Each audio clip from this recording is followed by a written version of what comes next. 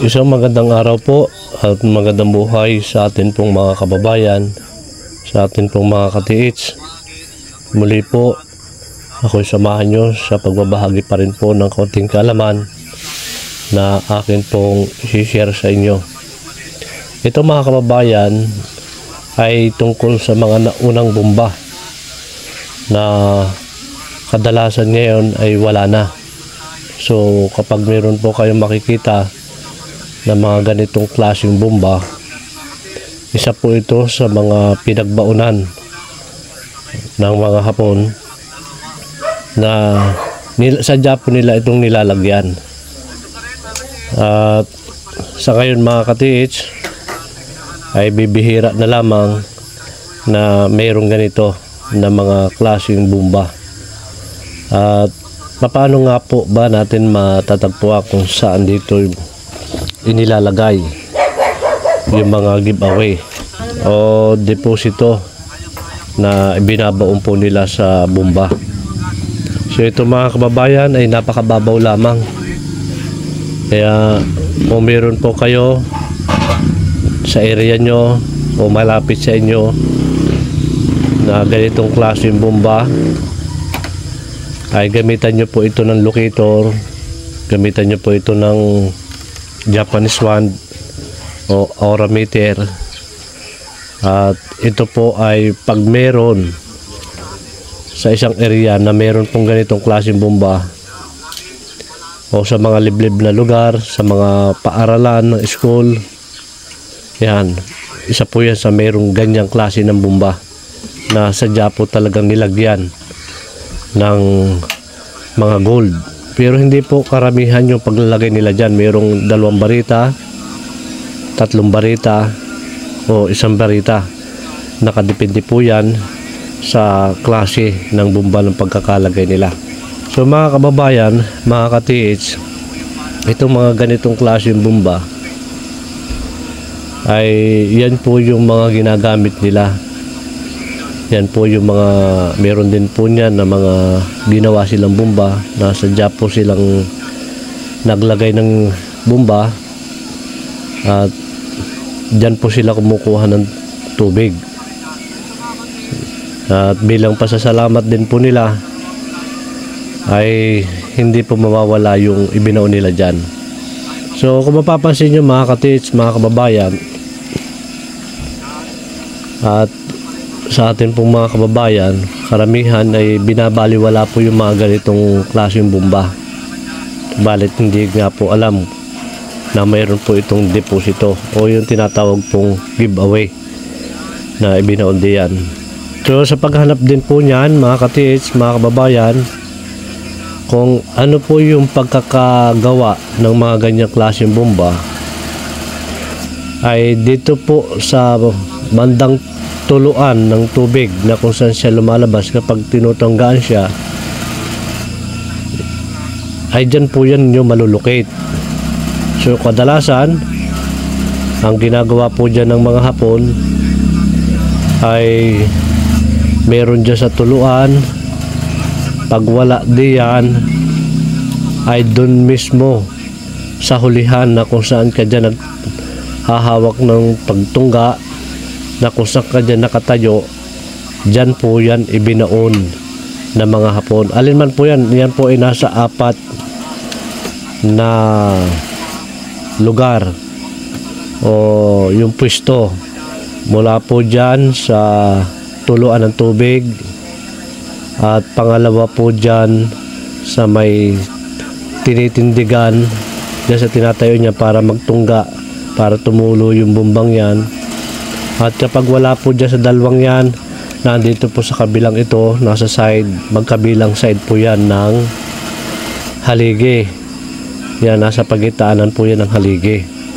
So yan mga kababayan, isa po yan sa maaring makatulong po sa inyo na kadalasan po ay binabaliwala yung mga ganyang klaseng bomba, na yung bombang yan ay nung mga unang panahon pa na pinakikinabangan po ng mga Hapon. Yan mga katiits, maaaring makatulong po yan sa inyo. At i-detect nyo lang, mababa lang po yan. Yan ay kadalasan mga 1 metro ang pagkakabaon po niyan. Kaya kung meron man pong bomba na mga ganyan na hindi na ginagamit sa isang lugar, sa isang liblib na lugar, lalo na yan ay merong history, subukan nyo po yan at hindi po mawawala yung giveaway niya na andyan po yan. Lalo na yan ay kung yan ay daanan ng mga Hapon o yan po ay sadya talagang sila ay dyan dumadaan o ginagamit po nila yung bumbang yan, meron po yan. Hindi po mawawalan yan mga ka-TH. I-try nyo po yan, subukan nyo po at makakatulong po yung aking video ito. Isa po yan sa mga na-enkwentro na namin yung mga ganyan. Kaya dito sa aming lugar ay isa yan sa mga hinahanap ko rin na hindi nila alam kung ano yung target. Yan, tsaka isa rin po yan doon sa mga lumang tulay na mga una pang panahon na isa sa mga dinadaanan po ng mga Hapon na dyan po sila dumadaan, lalo na yung sa mga bulubundukin, maglalagawa sila ng tulay. Yan, meron po yan. Basta mga una pong panahon pa yan, panahon pa ng mga Hapon, talagang doon sa mismong puno ng tulay, magkabilang dulo, sa ilalim o sa gitna, kung yan po ay merong tukod sa gitna, haligi.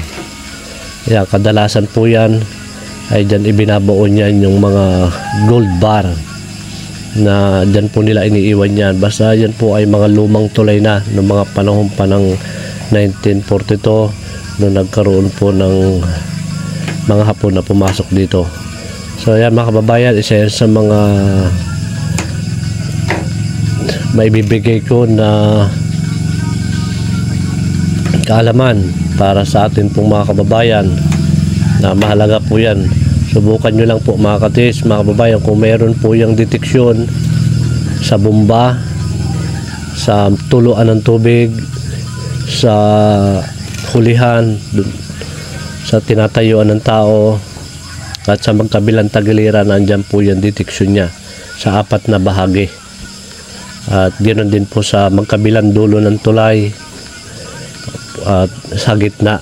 Ayan, dyan po yan ibinibigay ng mga giveaway. Dyan nyo po yan makukuha.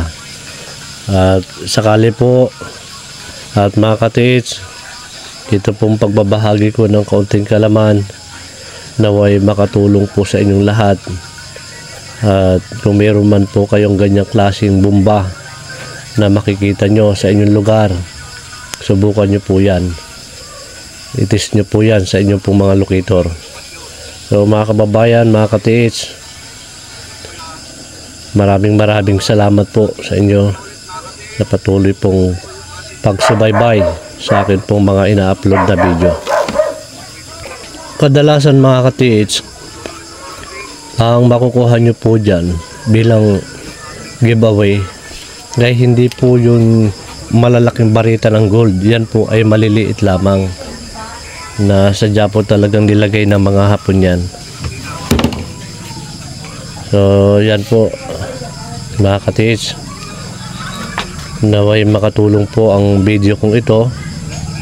At subukan nyo po doon sa mga bomba na hindi na po ginagamit, o yan po ay nasa gubat o sa mga daanan ng Hapon. Subukan nyo po yan, itry nyo yung mga ganyang klaseng bomba. Makakatulong po yan mga ka-TH, at pala rin po kayo dyan sa mga ganyan. So mga kababayan, mga ka-TH, maraming salamat po sa inyong lahat. Naway makatulong po ang munting video ito, ang konting kaalaman na akin pong ibabahagi sa inyo mga kababayan. Maraming salamat po at isang magandang gabi, magandang araw sa ating lahat. Pagpalain po tayo ng maraming biyaya at higit po isang magandang kalusugan. Maraming salamat mga ka-TH.